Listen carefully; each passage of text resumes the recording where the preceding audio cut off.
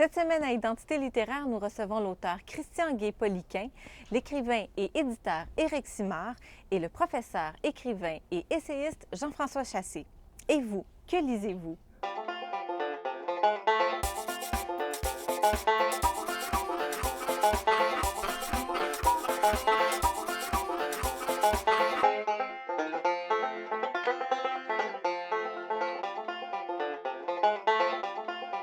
Christian Gay-Poliquin prépare actuellement une thèse de doctorat sur le récit de chasse. Il vient tout juste de publier un premier roman, Le fil des kilomètres, aux éditions La Peuplade. Christian Gay-Poliquin, bonjour. Bonjour, bonjour. Bienvenue à Identité littéraire. Merci. Alors, vous êtes prêté pour nous à un exercice un peu particulier. Vous avez revisité votre parcours de lecteur et on vous demandait de choisir 3 lectures. Vous vous êtes imposé une petite contrainte pour vous aider à démêler tout ça. Vous avez choisi 3 livres qui traitent de la thématique du retour, donc. J'ai pris une contrainte dans la mesure où j'ose croire que je ne suis pas le premier à le dire assis sur cette chaise, que choisir 3 romans pour en parler de façon vraiment exhaustive, avec enthousiasme, c'est complexe. Parce que, comme tout lecteur, on a une belle bibliothèque et souvent, chez moi, c'est la rangée du haut que je garde pour les romans privilégiés, mais la rangée du haut, donc, s'étend à la deuxième aussi, plus haute, etc. Donc, la thématique du retour, ça a été simplement une idée comme ça pour me permettre de choisir 3 œuvres qui peuvent, selon moi, se répondre et, du moins, dans mon parcours de lecteur, qui se nourrissent mutuellement, dont les lectures et l'imaginaire permet de tracer un certain fil conducteur, on pourrait dire.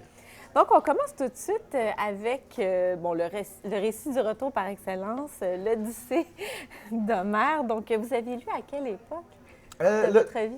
L'Odyssée d'Homère, c'est une lecture qui m'a été tout d'abord obligée. C'était au cégep, j'avais 19 ou 20 ans. Mais loin de moi toute prétention à dire, les classiques, encore une fois, parce que selon moi, on ne parle jamais assez des classiques, parce que souvent, les grands classiques, si on parle de l'Odyssée, ou on peut parler de Don Quichotte, de Cervantes, souvent, les récits sont effacés au profit de leurs personnages principaux. Donc, on va savoir 1 ou 2 anecdotes. Don Quichotte, les moulins à vent. Avec Ulysse, on parle souvent de l'épisode des sirènes, mais on oublie toute la richesse du récit. On ne va pas assez les lire, selon moi. Peut-être un jugement de valeur ici sur notre époque, mais donc je me replonge dans l'Odyssée. J'ai lu ça à 20 ans et c'est un récit, c'est un récit fondateur. Et à la vingtaine, aussi à ce moment-là, moi, lorsque je l'ai lu, on veut lire des récits fondateurs, on veut fonder notre passion de lecteur et notre appétit de savoir et de lire des choses qui nous parlent non seulement à l'esprit, mais au cœur. Hein? Oui, tout à fait. Donc, je continue en disant, l'Odyssée... Le choix s'imposait donc pour vous assez d'emblée de parler de ce titre-là. Et le thème du retour vous est cher, vous en traitez d'ailleurs dans votre premier roman. Le lien est assez particulier entre la thématique du retour, puis en m'en venant ici, j'étais là, dans le fond, la thématique du retour, je veux dire quelque chose en dessous de ça, c'est les récits de la survie. Puis c'est 2 thèmes coextensifs qui se répondent dans la mesure où la survie du personnage continuelle, par exemple Ulysse, dans toutes ses pérégrinations, survit pour revenir. Donc, sa survie, et c'est là, à mon sens, la survie offre un cadre magnifique au récit de fiction, de tout acabit, est nourrie par le désir de revenir ou le désir de reconstruire nos référents.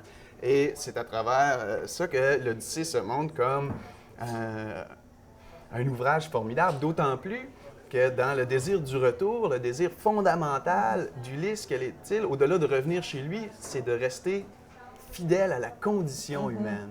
Alors, Ulysse, c'est tout le temps celui qui va transgresser les lois, qui va entendre le chant mortel des sirènes sans mourir, qui va traverser dans le royaume des morts pour parler aux morts, mais en revenir, qui va rester avec Calypso, la nymphe, sur une île en plein milieu de la Méditerranée, mais qui va pouvoir s'échapper de ses griffes aussi. Donc, il fait l'expérience de ce dont on ne revient pas, mais il revient. Oui, c'est intéressant. On pourrait en parler encore longtemps, Oui. mais On on va passer à votre second choix, donc Robinson Crusoe de Daniel Defoe. Vous nous avez d'ailleurs apporté une édition originale, magnifiquement illustrée. On voit moins ça aujourd'hui. Donc, vous avez lu ça, jeune garçon, j'imagine? Ben oui, là, on remonte dans le temps, dans mon parcours de lecteur. Là, on est dans les premiers, on est dans le passage du livre à image au livre à texte. Le livre, à texte fait encore peur, on le redoute, Mais donc ici, on a quand même quelques images qui permettent aux jeunes lecteurs de s'accrocher, de se nourrir, de magnifier un peu l'imaginaire à partir de ces images-là. Mais si j'ai ici cette version de Robinson Crusoe, c'est une version un peu écourtée pour enfants, mais on revient à un ouvrage que j'ai lu pas beaucoup plus tard, qui est le Robinson Crusoe de Daniel Defoe, que j'ai lu, je devais avoir 18 ans dans ces eaux-là. Mais c'est un récit aussi fascinant parce que, encore une fois, hanté par la thématique du retour. C'est tout le temps le mythe le mythe stupéfiant, magnifique et terrifiant à la fois de l'île déserte. Oui, c'est-à-dire l'utopie et le cauchemar à la fois. Hein? Donc, mais ce qui est fascinant avec le Robinson de Daniel Defoe, c'est qu'on est devant un personnage qui décide, en arrivant, je vais survivre. Je vais m'organiser pour assurer ma survie physique et mentale. Donc, première chose qu'il fait, du navire qui a échoué, qui est sur le bord de tomber dans les écueils, il va récupérer un coffre à outils. Et là, c'est l'imaginaire du coffre à outils, là, hein? C'est comme... C'est un peu l'inverse, la boîte de Pandore, là, on ouvre ça, puis wouhou! C'est passionnant quand on y pense, puis c'est ce qui permet de survivre.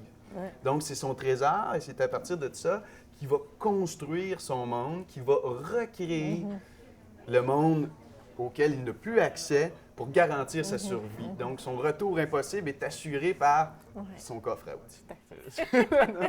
Donc, j'imagine qu'il y a des choses que vous avez vues à 18 ans aussi dans ce récit-là que vous n'aviez pas vu dans la première lecture.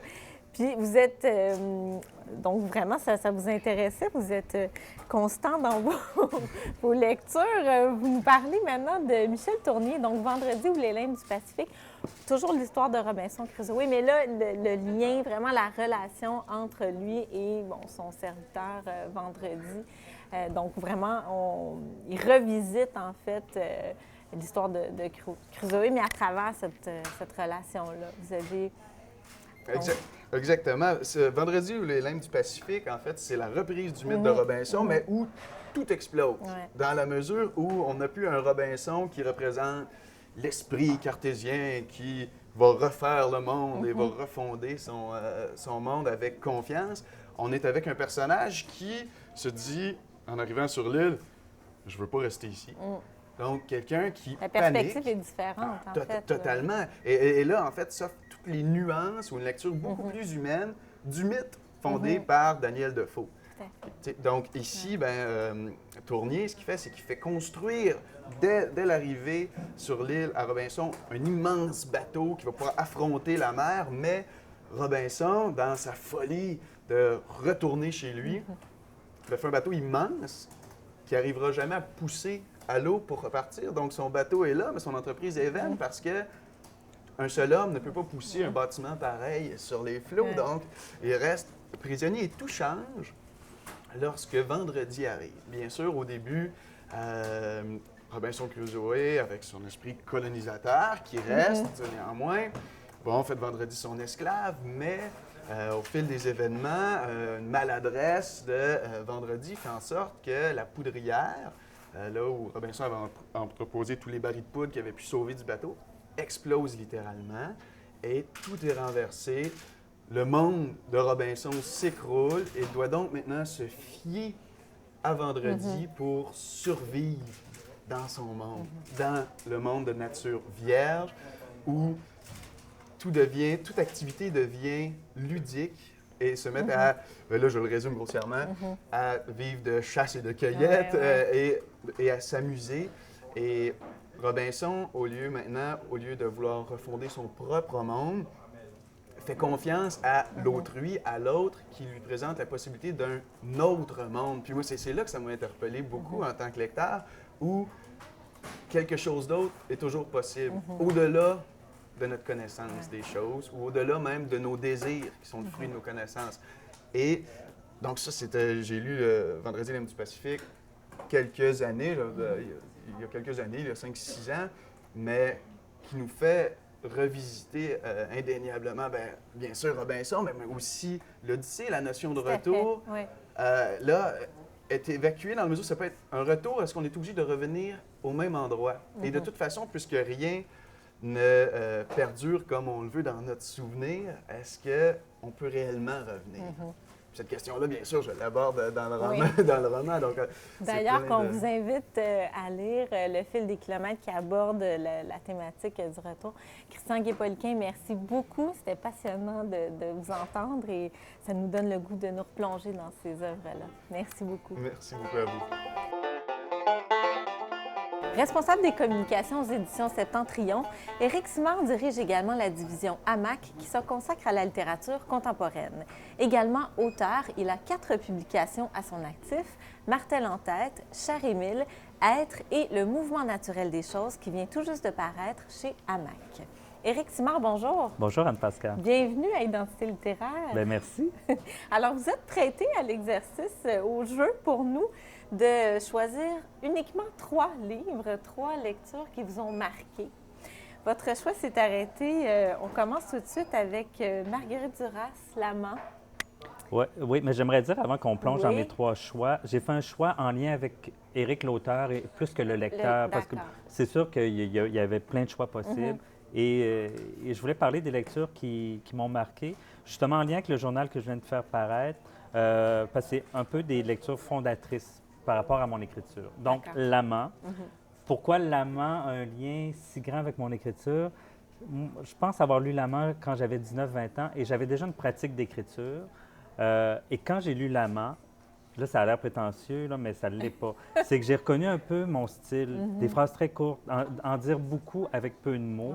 Et c'était une révélation de voir que d'autres auteurs faisaient ça. Donc, c'est un peu naïf là, quand on a 19-20 ans, mais c'est quand même rassurant. Donc, ça a rassuré beaucoup l'auteur en moi de découvrir un style aussi fort, aussi simple. Parce que, bon, l'histoire de L'amant, c'est simple, mais il y a quelque chose dans l'écriture. Puis c'est sûr qu'après, là, j'ai plongé dans Marguerite Duras et, bon, j'ai découvert des œuvres un peu plus complexes de cet auteur-là, ou ces œuvres du début, je ne sais pas, Un barrage contre le Pacifique, on n'a pas l'épuration qu'on a dans L'amant, mais quand même, ça demeure une auteure fondamentale pour le lecteur aussi que je suis, pour l'être humain que je suis. Et ce que j'aime dans Marguerite Duras, c'est tout ce qu'on peut découvrir entre les lignes. Donc, c'est plus... Les silences sont aussi importants que l'écriture. Oui, exactement. Du désir, beaucoup aussi, de la passion. Mais l'économie de mots, c'est sûr. Pour un écrivain, ça doit avoir un impact assez foudroyant de tomber, surtout jeune aussi, vous avez lu ça quand même. Oui, puis j'étais dans cette recherche d'économie de mots dans mon écriture.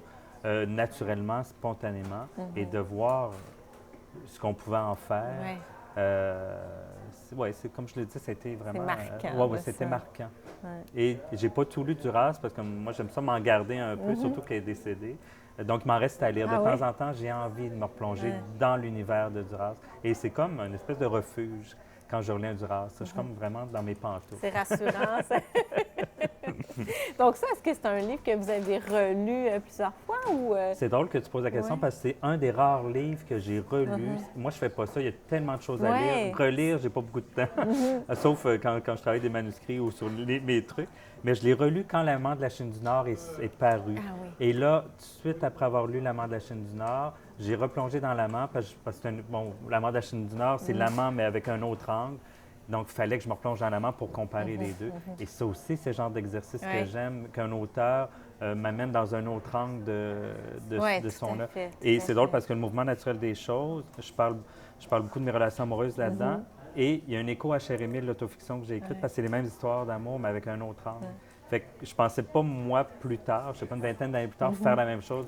C'est intéressant, tout à fait. Vous nous parlez ensuite d'une autre voix très forte, Anne Hébert, Le torrent. donc recueil de nouvelles. Vous avez lu ça? À peu près à la même période. À la même époque, ouais, et c'est le premier Anne-Hébert que j'ai lu. Pareil comme Duras, j'ai eu le goût d'en lire plein d'autres. Je me souviens surtout de la nouvelle Le Torrent. J'ai pas vu l'adaptation au cinéma. Je sais pas, peut-être pour me préserver de mon souvenir, mais j'ai aimé justement l'idée du côté sombre et justement un peu, on sent le torrent dans la nouvelle. Mais aussi, c'est le contraste avec Anne Hébert, une personne si douce qui a l'air de rien, qui est capable d'écrire ça. C'est aussi, quand on a 19-20 ans, on est un peu bousculé par ce contraste-là. Probablement, je me suis identifié aussi, parce que dans ma vie, je suis une personne assez tranquille, assez doux. Et là, de voir qu'on pouvait aller puiser aussi loin en tant qu'auteur, surtout que moi, j'ai une propension à aller dans le sombre quand j'écris. Donc, non seulement je me suis identifié à l'écriture d'Anne Hébert, un peu comme je l'ai fait pour L'Amant, puis l'écriture de Duras. Quand j'ai lu Le Torrent, je me suis identifié aussi à l'auteur, l'espèce de contraste entre douceur et côté sombre. Moi, mon défi dans la vie comme auteur, c'est d'écrire quelque chose de lumineux. Je ne sais pas si je vais y arriver, parce que dès que je m'installe, c'est vraiment, je vais puiser là, dans le côté sombre de l'humain. Mais c'est à travers l'écriture, donc ça pourrait être lumineux aussi, malgré les thématiques qui peuvent oui, mais je ne sais pas comment. Parce que dans ma vie, je suis capable d'être du côté de la lumière. Je suis plus capable que d'être dans du côté sombre. Mais c'est ça, l'auteur en moi vous plonge tout de suite dans la noirceur. Et c'est ça, le torrent, on plonge complètement dans une noirceur. Là, puis il y a ce mouvement-là. Mais j'ai hésité entre le torrent et les fous de bassin. Mais le torrent est venu me chercher plus profondément, mais les fous de bassin au niveau de la structure, au niveau du thème aussi, l'idée de la folie, tout ça. Puis qu'on voit l'histoire, plusieurs voies narratives, aussi, donc c'est plus complexe. C'est des thèmes aussi que j'aime bien, l'idée de la folie, puis côté dérangé un peu de l'être humain. Alors, un autre auteur dont vous nous parlez, Hervé Guibert, La mort propagande. Donc, dans un premier roman, en fait, c'était son... Bien, ça, c'est ses écrits de jeunesse surtout. Ouais. Mais moi, je n'ai pas découvert Guibert avec La mort propagande. Je l'ai découvert avec À l'ami qui ne m'a pas sauvé la vie. J'étais jeune libraire à ce moment-là, puis je découvrais la voix d'Hervé Guibert, fin des années 80. Et c'est un auteur que j'ai peur qu'il tombe dans l'oubli. Dès que j'ai l'occasion d'en parler, j'en parle. Mais La mort propagande... Moi, je travaille beaucoup la vérité, puis d'aller plus loin possible dans cette vérité-là, dans l'écriture. La mort propagande, c'est le livre qui m'a le plus dérangé physiquement.